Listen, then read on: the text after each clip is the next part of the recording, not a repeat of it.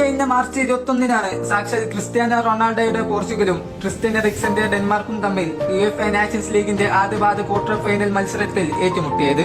മത്സരത്തിൽ പോർച്ചുഗൽ അന്ന് 1-0 എന്ന സ്കോറിന് തോറ്റെങ്കിലും സോഷ്യൽ മീഡിയയിൽ ചർച്ചയായത് റാസ്മസ് ഹോയ്ലൻഡിന്റെ ഗോൾ സെലിബ്രേഷൻ ആയിരുന്നു. മത്സരത്തിന്റെ 78-ാം മിനിറ്റിൽ ഗോൾ നേടിയ ഹോയ്ലൻഡ് സാക്ഷാൽ ക്രിസ്ത്യാനോ റൊണാൾഡോയുടെ സെലിബ്രേഷൻ ആയിരുന്നു അന്ന് നടത്തിയത്. തുടർന്ന് ക്രിസ്ത്യാനോ റൊണാൾഡോ തലകുനിച്ചു നിൽക്കുമ്പോൾ ഹോയ്ലൻഡ് സെലിബ്രേറ്റ് ചെയ്യുന്നത് സോഷ്യൽ മീഡിയയിൽ വലിയ ചർച്ചയാവുകയും ചെയ്തു. എന്നാൽ കാര്യങ്ങൾ ഇവിടം കൊണ്ടൊന്നും അവസാനിക്കുന്നുണ്ടായിരുന്നില്ല.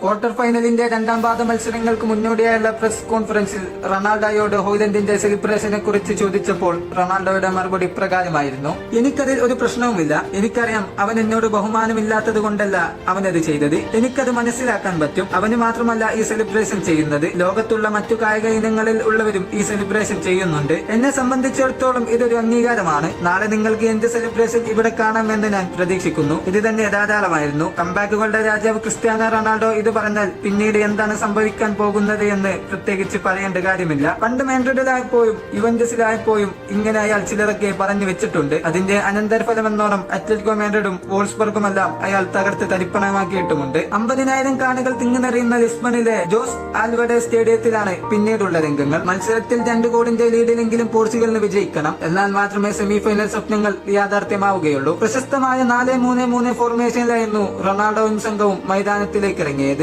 ഡിഫൻസിൽ റൂബൻ ഡിയാസും മധ്യനിരയിൽ ബ്രൂണോ ഫെർണാണ്ടസും അറ്റാക്കിംഗിൽ റൊണാൾഡോയും അടങ്ങുന്ന സംഘത്തിന്റെ പ്രഹരശേഷി ഡെൻമാർക്ക് അളക്കുന്നതിനും അപ്പുറമായിരുന്നു. മത്സരത്തിന്റെ 3-ാം മിനിറ്റിൽ തന്നെ കളി മാറി മറിയുന്നു. ബോക്സിനുള്ളിൽ റൊണാൾഡോയെ ഫോൾ ചെയ്തപ്പോൾ പോർച്ചുഗലിന് പെനാൽറ്റി റഫറി അനുവദിച്ചു. പലരും മനസ്സിൽ വിചാരിച്ചിട്ടുണ്ടാകും ഇതാണ് ആ നിമിഷമെന്ന്. എന്നാൽ കിക്കെടുത്ത റൊണാൾഡോക്ക് പിഴച്ചു. ഗോൾ കീപ്പർ സ്മൈക്കിൾ ആ പന്ത് അനായാസം സേവ് ചെയ്തു. ഏതൊരു റൊണാൾഡോ ആരാധകനെയും ആ നിമിഷം സങ്കടപ്പെടുത്തിയിട്ടുണ്ടാകണം. എന്നാൽ മത്സരത്തിന്റെ 38-ാം മിനിറ്റിൽ ആൻഡേഴ്സന്റെ സെൽഫ് ഗോളിലൂടെ പോർച്ചുഗൽ മുന്നിലെത്തി. തുടർന്ന് 56-ാം മിനിറ്റിൽ ഡെൻമാർക്ക് ഒരു ഗോൾ തിരിച്ചടിക്കുകയും ചെയ്തു. മത്സരം 1-1 എന്ന സ്കോർ ബോർഡിലേക്ക് നീങ്ങി. Total aggregate 2-1. എന്നാൽ ലിസ്ബണിലെ ആ ഓരോ പുൽനാമ്പും അയാളുടെ തിരിച്ചുവരവിനായി കാത്തിരിക്കുകയായിരുന്നു. സമയസൂചിക 71 മിനിറ്റുകൾ പിന്നിട്ടിരിക്കുന്നു. പിന്നീട് അയാളുടെ നിമിഷങ്ങളായിരുന്നു. ബോക്സിന് പുറത്തു നിന്ന് പോർച്ചുഗീസ് മിഡ്ഫീൽഡർ ബ്രൂണോ ഫെർണാണ്ടസ് വെടിയുടെ കണക്കെ ഡെൻമാർക്ക് ഗോൾ മുഖത്തേക്ക് ഒരു ഷോട്ട് വായിക്കുന്നു. അതിൽ നിന്ന് റീബൗണ്ട് വന്ന പന്ത് റൊണാൾഡോയുടെ കാലിലെത്തുമ്പോൾ അതിന് ഗോൾ സാധ്യത നന്നായി കുറഞ്ഞിട്ടുണ്ട്. കാരണം അത് അങ്ങനെ ഒരു ആംഗിൾ ആയിരുന്നു. എന്നാൽ കിക്കെടുത്ത റൊണാൾഡോക്ക് പേച്ചില്ല. പന്ത് വലയിലേക്ക് തന്നെ തുളച്ചു കയറി. പറഞ്ഞ വാക്ക് ഇത്രയധികം പാലിക്കുന്ന മറ്റൊരു ഫുട്ബോളർ ഇന്നൊരു പക്ഷേ ഉണ്ടായിരിക്കില്ല.